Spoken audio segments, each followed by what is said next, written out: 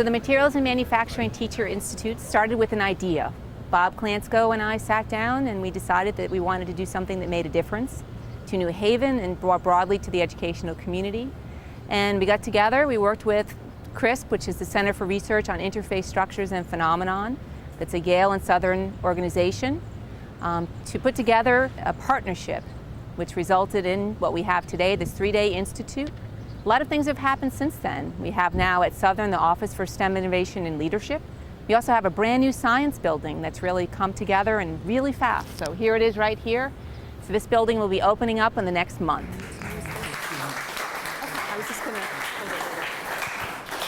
Kinesthetic experiential learning. The kids don't want to go home.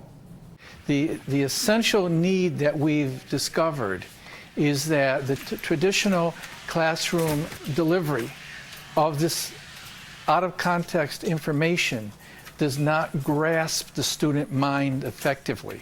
And if we can create some connectivity through experiential and kinesthetic activity that mirrors how a product is actually created, designed, produced, and used, it can perhaps give the students a better understanding of why they need to know math and science and take the STEM that we've talked about, STEM, and change it into STEAMM, STEAMM, science, technology, engineering, the arts, math, and manufacturing.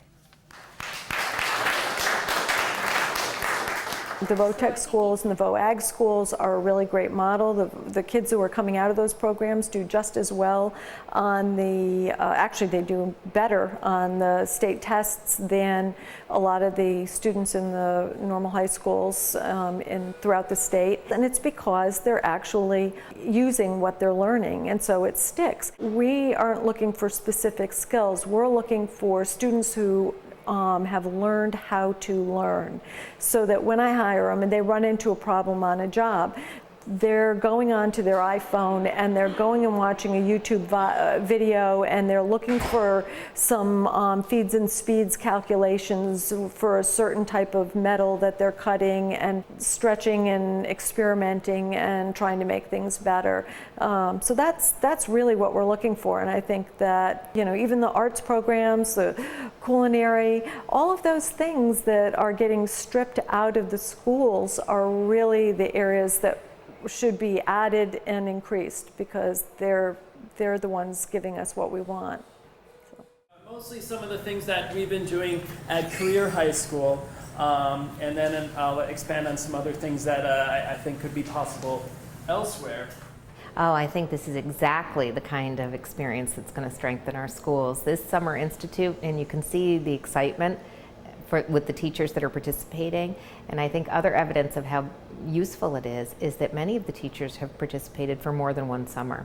So you can see that they're enjoying being a learning community together, to have the time together to collaborate around their plans for next year, and to think about how to infuse workplace learning into the STEM fields that are taught in our high schools, such as math and science, chemistry, physics, etc. So you can see the excitement in the room, and I think it's really going to strengthen the experience for our kids.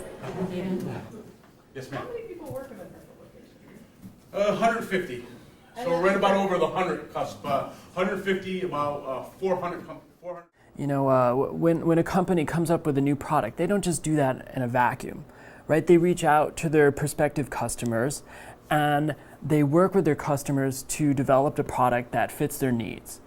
Well, as you know, from an educator's perspective, we could almost consider our students as our product, right? And so we have to go to folks in the business community and ask them, is our product good enough? In other words, can they support your innovation? Can they support your competitiveness? And unfortunately, for too many of our graduates, that answer is no. They're not quite up to par. And so it's really important that we continue this dialogue. This is a rare opportunity where, as educators, we can meet with local businesses, and not only meet with local business leaders, but we can actually check out, tour their facilities, because we need that perspective. What is going on in the business community? I think the teachers that come here, I've spoken to them the last few years, and they always tell me that they really had their eyes opened up to what manufacturing and industry in the state of Connecticut is doing. They have the opportunities to go out into the field, visit different manufacturers, and I think they go back to their classroom knowing more of what the workforce is looking for. You know, it's nice to be able to see when kids graduate where they're going to, and they can maybe even adjust their education methods to address what they need out there. There needs to be an understanding that not everybody is going to college. Together with the manufacturers, with Southern, with Constep, we're launching a new elective called STEM Careers. And what we did is we looked at data from the Department of Labor, and we determined what are the faster growing STEM occupations. And then we built 4 units for a half-year class around those fast-growing occupations. So I'm happy to say that next year at my school, Hill Regional Career High School, we're going to have this elective in which we'll be looking at lighting and optics. We're going to do more in terms of biotech, and we're going to have a unit in which students are making penicillin at small scale, but then they'll talk about how you can make it at large scale. You know, I had some of my students last year visit PEP Lacey, and remarkable that one of the things they said was how clean the facility was. It's a wonderful facility, and we learned a lot about how they make medical devices there. And one of our units is going to be on medical devices. So students are going to be looking at different metals in terms of what is their resistance to corrosion, and that's a correlate for how will those metals perform if they're left in a body as a staple or a prosthetic, for example.